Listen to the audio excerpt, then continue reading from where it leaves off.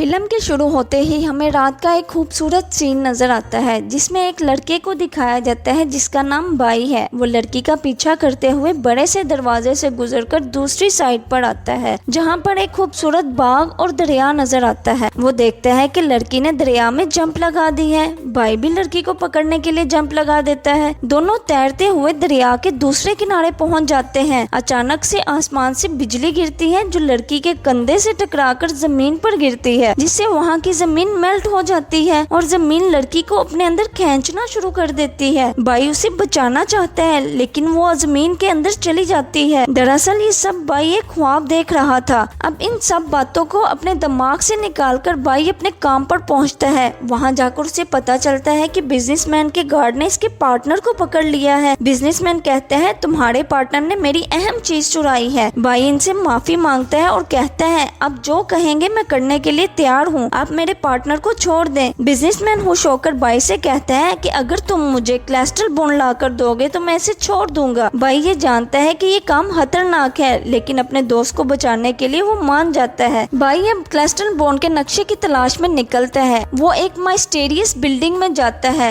जहाँ उसे वही लड़की मिलती है जिसे उसने ख्वाब में देखा था। इसका नाम शर्ली था। शर्ली शर्त रखती है कि वो एक ही सूरत में नक्शा देगी अगर ये लोग उसे अपने साथ रखेंगे। बाई मान जाता है। अब ये सब एक बोट में सफर कर रहे थे। इनके दरमियान एक माइस्टीरियस आदमी था जिसे देखकर ऐसा महसूस हो रहा था जैसे वो इनके प्लान के बारे में सब कुछ जानता हो। वो बिल्कुल ठीक सिमत में जा रहे थे कि अचानक से शर्ली का कैंपस काम करना बंद कर देता है। इनकी बोट बहुत तेजी से हिलने लगती है। शर्ली और बाई समझ जाते हैं कि यहाँ एक बहुत बड़ा मॉन्स्टर है। वो बोट के सामने खड़े होकर पानी के ऊपर देखने की कोशिश करते हैं मगर अचानक मॉन्स्टर बोट पर हमला कर देता है जिससे इनकी बोट टूट जाती है और शर्ली पानी में गिरने लगती है। लेकिन बाई इसको पकड़ लेता है। बाई और इसके साथी इकट्ठे होकर मॉन्स्टर से लड़ते हैं। बाई अब बोट का सील क्लॉथ उतारकर उससे जाल बनाता है। मॉन्स्टर जैसे ही बोट पर हमला करता है बाई और इसके साथी मॉन्स्टर पर जाल डाल देते हैं जिसकी वजह से गुस्से में आकर मॉन्स्टर जाल को तोड़कर बोट को तोड़ना शुरू कर देता है। अब यहाँ पर वही माइस्टीरियस आदमी अपनी इलेक्ट्रिक वेपन से मॉन्स्टर पर हमला करता है जिसकी वजह से मॉन्स्टर को बहुत ज्यादा दर्द होता है और वो बोट छोड़कर भाग जाता है। अब इस आदमी के बारे में पता चलता है कि ये भी कोलेस्ट्रॉल बोन की तलाश में है और ये एक साइंटिस्ट है। ये बाई और इसके साथियों को बताता है कि यहाँ जगह जगह पर खतरा है। ये सब खतरों से लड़ने के लिए तैयार हो जाते हैं। अब वो एक पहाड़ पर पहुँचते हैं। वहाँ उनको एक मंदिर नजर आता है। ये सब आहिस्ता आहिस्ता इसके अंदर जाते हैं। बाई वहाँ एक बटन दबाता है जिससे उनके सामने एक ट्यूनल खुलता है जिससे वो बहुत बड़े दरवाजे तक पहुँचते हैं। बाई मुश्किल से दरवाजा खोलता है और सामने एक स्लिपरी आइस केव होती है जहाँ खड़े रहना नामुमकिन था। बाई यहाँ सोचता है कि अगर फिसलते हुए आगे बढ़ते रहे तो बहुत जल्द किसी चीज से टकराकर मर जाएंगे। वो अपने चाकू की मदद से खुद को संभालता है और साथ ही अपनी दोस्त शर्ली को भी बचाता है। दूसरी तरफ बाई के दोस्त इससे टकराने वाले होते हैं। तभी बाई शर्ली को धक्का देता है जिससे वो इसके दोस्तों से टकराती है और वो दूसरी गाड़ में चले जाते हैं। बाई अब यहाँ खतरे में था। शर्ली यहाँ अपना हुक डालकर इसे बाहर निकालती है। अब शर्ली नोटिस करती है कि यहाँ कोई है। अचानक वो अपने सामने बहुत सारे भेड़िए देखते हैं। ये इन पर हमला कर देते हैं। ये पूरा ग्रुप तलवारों की मदद से इनसे लड़ता है। उसी वक्त बाई लाइट ऑन करता है जिससे भेड़िए दूर भागते हैं। बाई अब ये डिसाइड करता है कि मैं लाइट की मदद से भेड़ियों को दूर करता हूँ, तुम सब ऊपर जाने की कोशिश करो। शर्ली अब यहाँ अपनी हुक रस्सी के साथ बांधकर ऊपर एंट्रेंस से अटैच करती है। जब वो इसके ऊपर चढ़ती है तो हुक टूट जाती है और शर्ली नीचे गिर जाती है।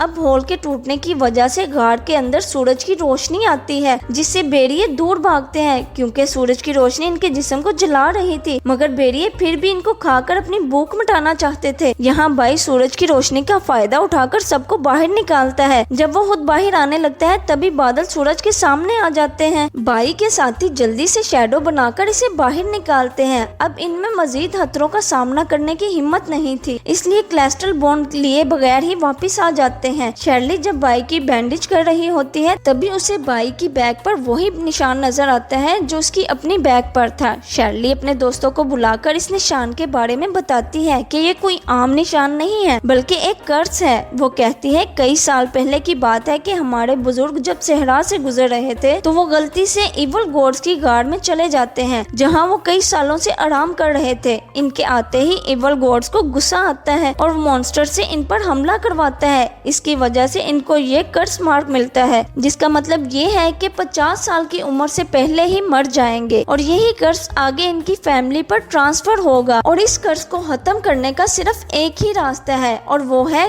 Crystal bone. बाई अब शर्ली को बहुत पसंद करने लगा था, इसलिए वो हर हाल में क्रिस्टल बोन हासिल करना चाहता था। इसके दोस्त भी इसकी मदद करने को तैयार थे। ये सब उसी भेड़ियों की गाड़ में पहुंच जाते हैं क्योंकि ये गाड़ की सूरत हाल को अच्छी तरह से जान लेते हैं, इसीलिए ये पूरी तैयारी के साथ आते हैं। ये मैग्नीशियम की मदद से गाड़ को पूरे 30 मिनट तक रोशन रख सकते थे। वो गाड़ के अंदर जाते ही दूसरी गाड़ भी खोल लेते हैं जो बहुत पुरानी और मंदिर की सूरत में थी। भाई जैसे ही लाइट जमीन पर रखता है तो चेन रिएक्शन की मदद से पूरा मंदिर रोशन हो जाता है। भाई का पाँव एक बटन पर आ जाता है जिससे मंदिर जोर से हिलने लगता है और अजीब किस्म के वेपन से इन पर हमला होता है जिनसे वो मुश्किल से बचते हैं। फिर एकदम से इन पर बड़े बड़े पिंस गिरने लगते हैं। अब इनके सामने एक टॉम जाहिर होता है जिसके ऊपर क्रिस्टल बोन घूम रहा था। अब इन पर बड़े बड़े स्पाइडर मॉन्स्टर हमला करते हैं। भाई जैसे ही क्रिस्टल बोन को हासिल करके अपने बैग में रखता है तो और भी बड़े बड़े मॉन्स्टर आकर इन पर हमला करते हैं। यहाँ भाई को पता चलता है कि ये सब क्रिस्टल बोन को बचाने की कोशिश कर रहे हैं। भाई अपने सभी साथियों को ऊपर गाड़ में जाने का कहता है और खुद स्पाइडर से लड़ता है, मगर शर्ली अपने दोस्त को बचाने के लिए रुक जाती है।